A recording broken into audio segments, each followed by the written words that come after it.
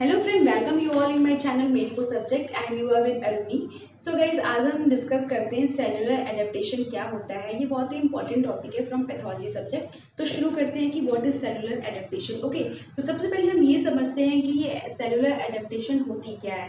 ठीक है, तो जो ये सेलुलर एडेप्टेशन है ये क्या होता है कि when there is any stress और unfavourable condition occur to this cell, मतलब कि जब भी सेल के पास कोई स्ट्रेस आती है या फिर सेल किसी स्ट्रेस से एक्सपोज होता है या फिर कोई अनफेवरेबल कंडीशन आती है, then for the purpose of their survival, अपने आप को उस कंडीशन में भी सर्वाइव करने के लिए सेल क्या करती है कि अपने आप को उस एनवायरनमेंट में एडजस्ट करती है for their proper functioning. Okay, that is cellular adaptation. और जो सेलुलर एडेप्टेशन है, कुछ कॉमन एडेप्टेशन है, that is atrophy, hypertrophy, hyperplasia, metaplasia and dysplasia. अब हम इसको वन बाय वन डिस्कस करते हैं कि ये सारी जो कॉमन एडेप्टेशन है, कुछ कॉमन एडेप्टेशन वो क्या होती हैं। तो सबसे पहले हम डिस्कस करते हैं कि ये एट्रोफी क्या होती है। ठीक है, एट्रोफी का मतलब होता है कि सेल का साइज रिड्यूस होना। ठीक है, जो ये सेल का साइज रिड्यूस होता है, ये इसके सेल का साइज रिड्यूस होना, इसके पीछे फिजियोलॉजिकल रीजन भी है एंड पैथोलॉजिकल रीजन भी है। फिजियोलॉजिकल रीजन की अगर हम बात करें तो जैसे कि ओल्ड एज में ब्रेन का एट्रोफी हो जाना, या फिर after menopause, means in case of female after menopause gonads की एट्रोफी होना, gonads that is female reproductive organ. Okay, या फिर लिम्फॉइड टिश्यू का एट्रोफी होना। अब हम कुछ पैथोलॉजिकल कॉज देखें तो पैथोलॉजिकल कॉज में क्या होता है कि जो सेल है ना, सेल की साइज बहुत ही रिड्यूस हो जाती है या फिर श्रिंकिंग कर जाती है। इसका कुछ कॉजेज ये है कि स्टार्वेशन एट्रोफी। स्टार्वेशन एट्रोफी जो है ये जनरली कैंसर के पेशेंट में या फिर जो पेशेंट काफ़ी सीवियर इलनेस है जिसको, उसके केस में दिखता है।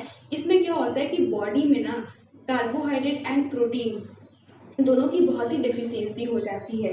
नेक्स्ट वन है इशेमिक एट्रोफी। इशेमिक एट्रोफी का मतलब ये हो रहा है कि इशेमिक मीन्स कि जिस भी ऑर्गन में प्रॉपर ब्लड सप्लाई नहीं हो पा रही है, जैसे कि अगर हम एग्जांपल देखें हार्ट में, तो जो हार्ट है ना, हार्ट की जो मेन सप्लाई है that is coronary artery. Okay, जो जब कोरोनरी आर्टरी के वॉल में फैट या कोलेस्ट्रॉल जमा हो जाता है तो उसकी वजह से ब्लड का प्रॉपर सप्लाई नहीं हो पाता है वहाँ पे, जिसकी वजह से वहाँ पे सेल्स की एट्रोफी होने लगती है। अब जो कोरोनरी आर्टरी या कोरोनरी के वॉल में जो फैट जमा हो रहा है that is called atherosclerosis. Okay, तो क्या होता है कि वहाँ पे इशेमिक एट्रोफी हो जाती है। नेक्स्ट वन हम बात करते हैं कि डिसयूज एट्रोफी। तो अब डिसयूज एट्रोफी क्या होती है कि कोई पेशेंट अगर इमोबिलाइज है, अगर वो चल नहीं पा रहा है काफ़ी लॉन्ग टाइम से, तो वहाँ पे उसमें उसमें उसके जो मसल्स हैं उनमें एट्रोफी होने लगती है। नेक्स्ट वन हम बात करते हैं कि न्यूरोपैथी एट्रोफी। न्यूरोपैथी एट्रोफी का एग्जाम्पल है पोलियोमाइलाइटिस। ओके, जो पोलियोमाइलाइटिस है वो पोलियो वायरस की वजह से होता है।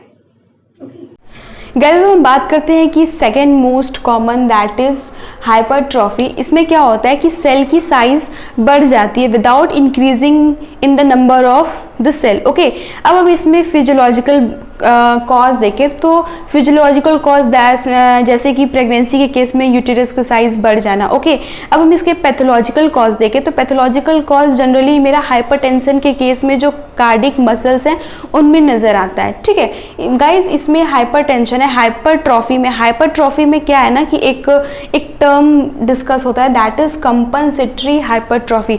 ये जो कंपनसेटरी हाइपरट्रॉफी है ये जनरली नेफ्रेक्टमी के केस में दिखता है। जो नेफ्रेक्टमी का मतलब होता है कि अगर एक किडनी को रिमूव करके बाहर निकाल देना। इससे क्या होता है कि जब एक किडनी निकल जाती है तो for the taken of the function of both one, जो सेकेंड किडनी है वो हाइपरट्रॉफी हो, उसमें हाइपरट्रॉफी नज़र आती है। ठीक है, अब हम गाइस बात करते हैं third most common cellular adaptation that is hyperplasia. ठीक है, हाइपरप्लेसिया में क्या होता है कि इसमें सेल का नंबर बढ़ता है। ठीक है, ऐसा बहुत ही केस में ऑब्जर्व किया गया है कि जो हाइपरप्लेसिया है एंड हाइपरट्रॉफी है दोनों साथ साथ नज़र आते हैं because of their hormonal changes और हार्मोनल इफेक्ट।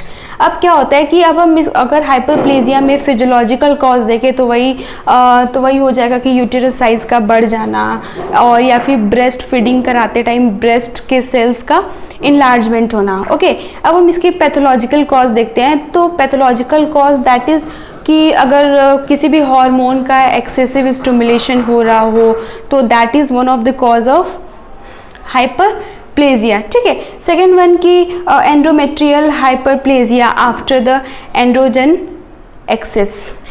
अब हम बात करते हैं कि next cellular adaptation that is डिस्प्लेशिया।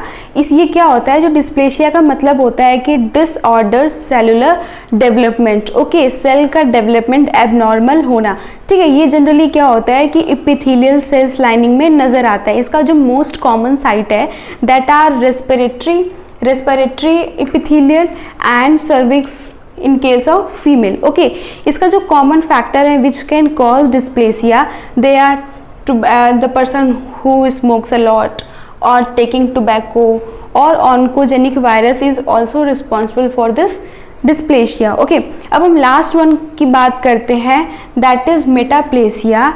ठीक है, इसमें क्या होता है, मेटाप्लेसिया क्या होता है कि मेटाप्लेसिया में क्या होता है ना कि जो एपिथेलियल या मेसेनकाइमा सेल होते हैं वो वन फॉर्म से अदर फॉर्म में चेंज हो जाते हैं ऑन देयर एबनॉर्मल स्टिमुलस। ये जो चेंज है वो रिवर्सिबल होता है, तो अगर हम वो जो एबनॉर्मल स्टिमुलस है उसको हटा दें तो क्या होगा, ये जो चेंज है वो रिवर्स बैक हो जाएगा।